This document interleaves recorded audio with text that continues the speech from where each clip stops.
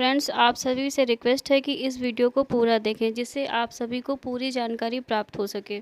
Hello friends, स्वागत है आप सभी का मेरे यूट्यूब चैनल पे।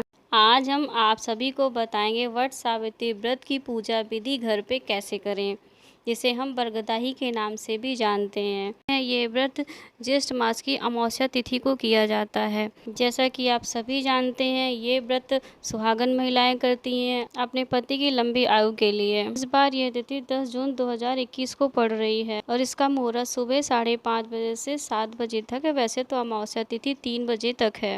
अब हम आते हैं अपने मेन टॉपिक पे कि वट सावित्री व्रत की पूजन विधि हम घर पर कैसे करें।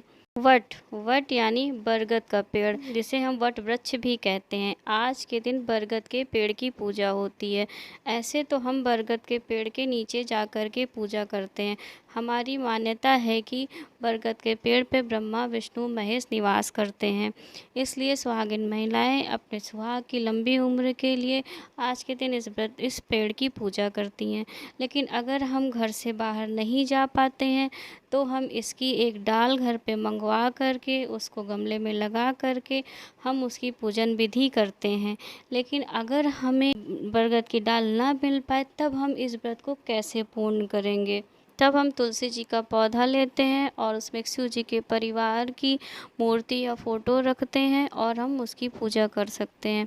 अगर हमें तुलसी जी का पौधा भी नहीं मिलता है तो हम एक पाटे पे लाल कपड़ा या पीला कपड़ा बिछा करके उसमें ब्रह्मा विष्णु महेश जी की फोटो या प्रतिमा और गौरी गणेश स्थापित करके अपनी पूजन विधि हम कर सकते हैं। अब हम आपको बताएंगे बरगद पूजा की पूजन विधि और उसमें चढ़ने वाली सामग्री। पहले हम आप सभी को ये बता दें कि कोई भी पूजा हमारे यहाँ कैसे होती है, हमारे परिवार में किस तरह होती है, उस तरह करते हैं। अपने किसी बड़े से पूछ करके, अपनी सासू माँ से या हमारे घर जो भी बड़ा होता है उससे पूछ करके करते हैं। जो जो वो बताते हैं वैसे हम करते हैं। लेकिन फिर भी अगर किसी के यहाँ कोई नहीं होता है बताने वाला, इस वजह से हम लोग ये वीडियो डालते हैं कि आप वो चीज़ जान सकें। पूजन सामग्री में हम लेते हैं आइपन का मतलब चावल का आटा और हल्दी का लेप, और सिंदूर, हल्दी, कुमकुम, चंदन, पान, सुपारी, फूल, कलावा, श्रृंगार की सामग्री में पैकेट भी आता है, चाहे आप वो ले लें या तो आपको अलग से ख़रीद के चढ़ाना है तो आप चढ़ा दीजिए। 5 या 7 9 जैसे आपको चढ़ाना है। सिंदूर, बिंदी, शीशा, कंघा, ऐसे करके पूरा श्रृंगार का सामान का पैकेट भी आता है और आप अलग से भी खरीद सकते हैं। 14 रेड कलर की चूड़ियाँ, 2 धागे की रील लेनी होती है, एक सफ़ेद और एक पीला। पीले से हम माला बनाते हैं, 12 फेरी करके माला बनाते हैं। एक बड़ा बनाते हैं अपने पहनने के लिए और एक छोटा बनाते हैं गौरी जी को पहनाने के लिए। अब फल और भोग में हमें क्या चढ़ाना। भोग में बनते हैं बरगद जैसे बरगद के फल होते हैं उसी तरह गोल गोल एक आटा बनाते हैं। हम उसी तरह आटा गूँथ करके हम गोल गोल बनाते हैं, उनको हम बरगद बोलते हैं। और फल में खरबूजा या आम पड़ता है। हमें 12 बरगद बनाने होते हैं और 12 छोटे छोटे चढ़ाने के लिए बनाने होते हैं बरगद, और 24 पूड़ियाँ बनानी होती हैं, खूंट जिनको बोलते हैं। और काले वाले चने जो बहुत ज़्यादा ज़रूरी होते हैं।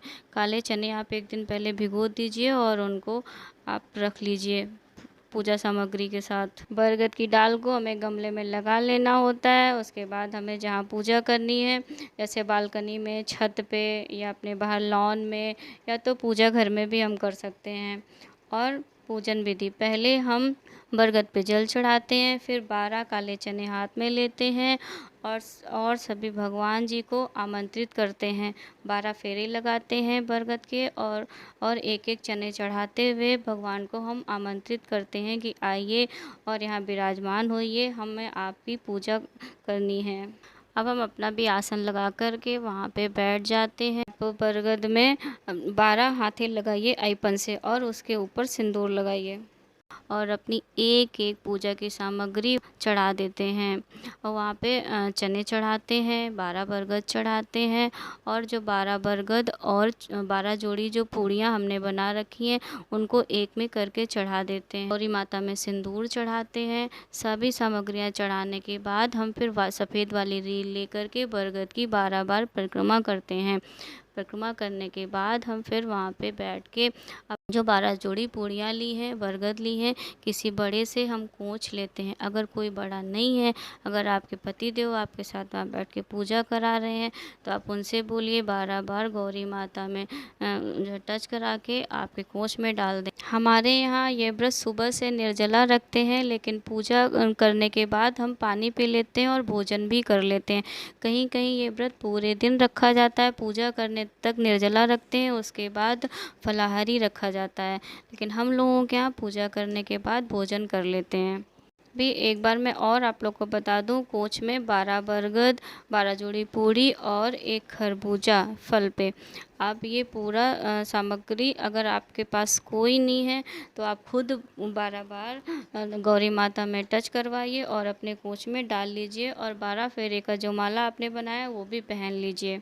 अब आपको जल ग्रहण करना है। जल आपको कैसे ग्रहण करना है, पहले आप 12 चने ले लीजिए। वैसे तो हम 11 चने लेते हैं और एक बरगद की कपोले लेते हैं, लेकिन अगर आपको कपोला नहीं मिल रहा है तो आप 12 चने ले लीजिए। उनको एक बार में गले से पानी के साथ नीचे उतारना है।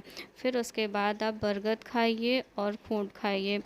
फिर वहीं पे आपको ये सब करने के बाद फिर आपको सिंदूर लेना है, सुहाग लेना है। फिर आप वहीं पे सुहाग ले लीजिए। सुहाग पीला सिंदूर हो तो बहुत अच्छी बात, नहीं आप जो भी सिंदूर यूज़ कर रहे हैं उससे लीजिए। सुहाग ले लीजिए, बरगद भगवान जी के पैर दबाइए, गले मिलिए और उनसे अपने सुहाग की और घर परिवार की सुख शांति की और सुहाग की लंबी उम्र की कामना करिए। अच्छे से पूजा करिए, भगवान आपकी मनोकामना पूर्ण करे। अब हमारी पूजा विधि पूर्ण हुई है। अगर आपको हमारा ये वीडियो पसंद आए तो हमारे वीडियो को लाइक करिए, हमारे चैनल को सब्सक्राइब करिए और बेल आइकन ज़रूर दबाइए, जिससे हम जो भी वीडियो डालें आपको उनका नोटिफिकेशन मिल सके। Bye bye, take care, thank you.